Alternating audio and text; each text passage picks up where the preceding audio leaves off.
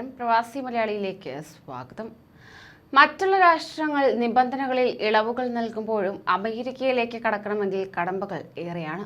ഇത്തരം കടമ്പകൾ കടക്കാൻ കഴിയാതെ വരുമ്പോഴാണ് പലരും അനധികൃതമായി അതിർത്തി കടക്കുന്നത്. ഒരു കൈയിൽ സ്വപ്നങ്ങളും മറുകൈയിൽ ജീവനും കൊണ്ടാണ് ഇത്തരത്തിൽ പലരും അതിർത്തികൾ കടക്കുന്നത്. ഇതിലൂടെ ജീവൻ വെടിഞ്ഞത് നിരവധി പേരുടേതാണ്.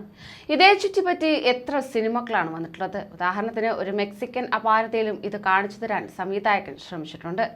പറഞ്ഞു വന്നത് മറ്റൊന്നുമല്ല, ഇത്തരത്തിൽ അനധികൃതമായി അതിർത്തി കടന്നെത്തുമ്പോൾ അപമാനിക്കപ്പെടലും പലപ്പോഴും ജീവഹാനി വരെയും നേരിടേണ്ടി വരുന്നുണ്ട്. എന്നിട്ടും അമേരിക്കയിലെത്താൻ വേണ്ടി എന്തും ചെയ്യാൻ ആളുകളെ പ്രേരിപ്പിക്കുന്നതിന് പിന്നിൽ പലവിധ സമ്മർദ്ദങ്ങളുണ്ടെന്ന റിപ്പോർട്ടുകളാണ് പുറത്തുവരുന്നത്. കഴിഞ്ഞ ദിവസമാണ് ഏവരെയും നടുക്കി അമേരിക്ക കാനഡ അതിർത്തിയിൽ കനത്ത മഞ്ഞിൽ മരിച്ചത് ഗുജറാത്തി കുടുംബമാണെന്ന റിപ്പോർട്ടുകൾ പുറത്തുവന്നത്.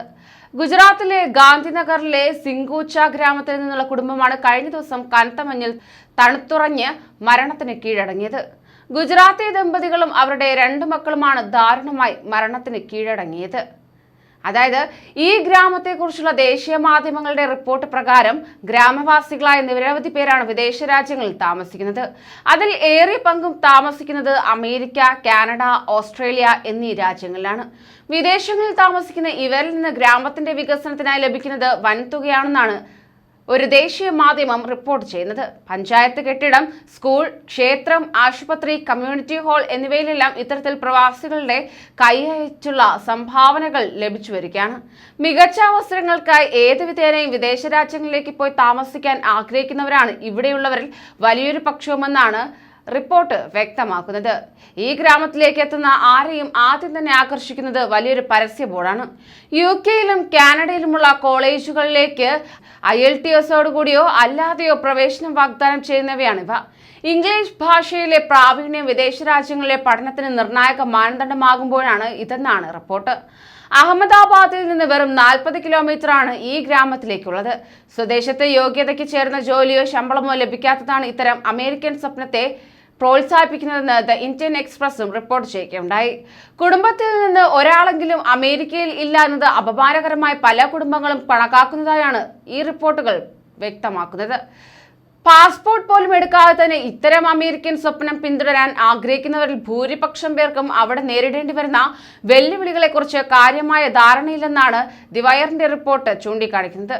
ബന്ധുക്കൾക്ക് സമൂഹ മാധ്യമങ്ങളിലൂടെ നൽകുന്ന ആഡംബര ചിത്രങ്ങളാണ് പലരെയും അമേരിക്കൻ സ്വപ്നത്തിന് പിന്നാലെ പോകാൻ പ്രേരണയാക്കുന്നത്. ഇവരെ ചൂഷണം ചെയ്യാൻ മനുഷ്യക്കടത്ത് സംഘങ്ങളും സജീവമാണ്. അടുത്തിടെ അമേരിക്ക കാനഡ അതിർത്തിയിൽ മരിച്ച കുടുംബമെന്ന സൂചനയുള്ള 35-കാരനായ ജഗദീഷ്, ഭാര്യ വൈശാലി, മക്കളായ വിഹാംഗി, ധാർമിക് എന്നിവർ ഇത്തരത്തിൽ മനുഷ്യക്കടത്തിന് ഇരയായെന്നാണ് സംശയിക്കപ്പെടുന്നത്. കൃത്യമായ വിസയോ മറ്റു രേഖകളോ ഇല്ലാതെ അമേരിക്കയിൽ എത്തിക്കാമെന്ന ഏജന്റുമാരുടെ വാഗ്ദാനത്തിലാവും സ്കൂൾ അധ്യാപകനായിരുന്ന ജഗദീഷും വീണിട്ടുണ്ടാവുകയെന്നാണ് റിപ്പോർട്ടുകൾ ചൂണ്ടിക്കാണിക്കുന്നത്. അടുത്തിടെ വിസിറ്റിംഗ് വിസയിലാണ് ജഗദീഷ് പട്ടേലും കുടുംബം കാനഡയിലേക്ക് പോയതെന്നാണ് ഗ്രാമത്തിലെ ഒരു റവന്യൂ ഉദ്യോഗസ്ഥൻ ഒരു ദേശീയ മാധ്യമത്തോട് പ്രതികരിച്ചത്.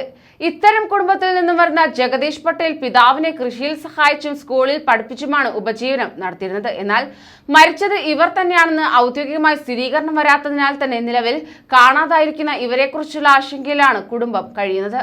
മറ്റ് 7 പേർക്കൊപ്പം US അതിർത്തി കടക്കാനുള്ള ശ്രമത്തിനിടയിലാണ് ഇവർ അതിശൈത്യത്തിന് കീഴടങ്ങിയത്. ഗുജറാത്ത് CID വിഭാഗം സംഭവത്തിൽ അന്വേഷണം ആരംഭിച്ചിരിക്കുകയാണ്.